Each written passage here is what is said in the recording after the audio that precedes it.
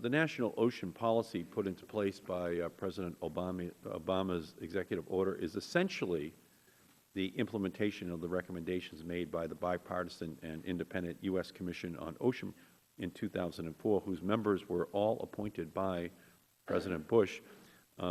Back then, Republicans didn't seem so scared of these policy recommendations. In fact, in a letter dated June 4, 2004, in response to the Commission's recommendations, then Governor Mitt Romney of Massachusetts, who, in my opinion, is probably going to be the Republican nominee for president, although it is difficult for me to get inside the internal workings of the cerebral mechanisms of Republican primary voters. But it appears, if contemporaneous polling still bears out over the next several months, that could very well be the case. Let me just tell you what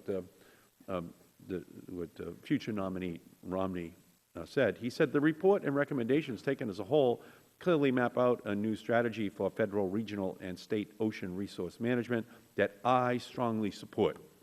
I believe that we are at a critical juncture in ocean management and must take decisive action by moving forward expeditiously on implementing the recommendations in your report."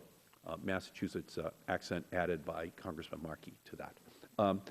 So my mother always said that, Eddie, you should always try to work smarter, not harder. It's better that way, and that's really what the National Ocean Policy will do. It will coordinate the existing laws and regulations, and on its own, the national policy will not create any new regulations, but will provide a venue for any new regulations created by existing laws or any new laws Congress might choose to pass. So you might actually wind up with fewer regulations. You might wind up with an absence of conflicting regulations because there is coordination. So the O. Henry ending, the reverse political takedown, is that the goal of all of this is to actually reduce regulations. It is to ensure that there's better coordination. It's to ensure that there's not duplication. It's to ensure that there isn't more red tape for people to complain about.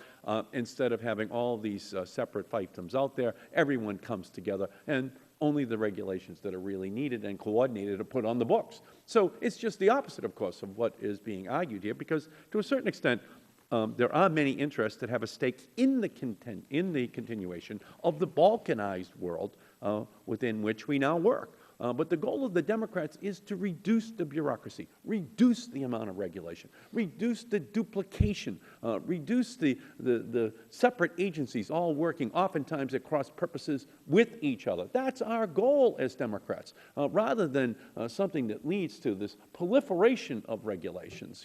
And I praise President Bush for implementing that. I embrace President Bush's goals on this, and I reject out of hand any arguments made by Republicans that President Bush is now old hat and we shouldn't be listening to him and his advisors. I say we embrace President Bush. We embrace his goal for the oceans, okay? And God knows he did support outer continental shelf drilling, okay? I don't think there's any questions about that. So let's, by the way, also wind. He put on the books the strongest wind regulations in the state of Texas as well. Mr. Conathan, in these difficult fiscal times with budgets being cut, how does money for the National Ocean Policy represent a wise and efficient use of limited funds, including enhancing business certainty? Well, thanks for the question, Congressman Markey. I won't add my own personal Massachusetts accent to the conversation, but I would. Maine? What? Are you from Maine, sir? No, I'm from Cape Cod, actually. Cape Cod. Ah. So, I'll leave that aside for the moment. The investment in the National Ocean Policy is ultimately an investment, as I alluded to in my testimony, to developing new industries in our offshore space. I held up the offshore wind industry as a prime example, and clearly this is an industry that's commercially viable. The rest of the world is far ahead of us in this endeavor, but the biggest obstacles to permitting for offshore wind in this country have come from precisely the balkanized agencies that you alluded to moments ago. Well, let me ask you this question. How do you think the concerns of the recreational and commercial fishermen can be dealt with better coordination? Well, I think the fishing industries, both recreational and commercial, have to acknowledge that ocean space is going to become more crowded in the future. And they can either be at the table to have the conversation about where the most appropriate places for that development are, or they can be left on the sidelines and be left out of the conversation. So I think this kind of coordinated policy at a federal, at a regional, and as we've seen in some cases at a state and even local level, will really provide the opportunities for them to be contributors to the process. Without better coordination, without better ultimately implementation, what are the chances of U.S. wind industry becoming competitive with our global competitors? It's hard to speculate, but I think given the track record that we've seen to date, it doesn't look good.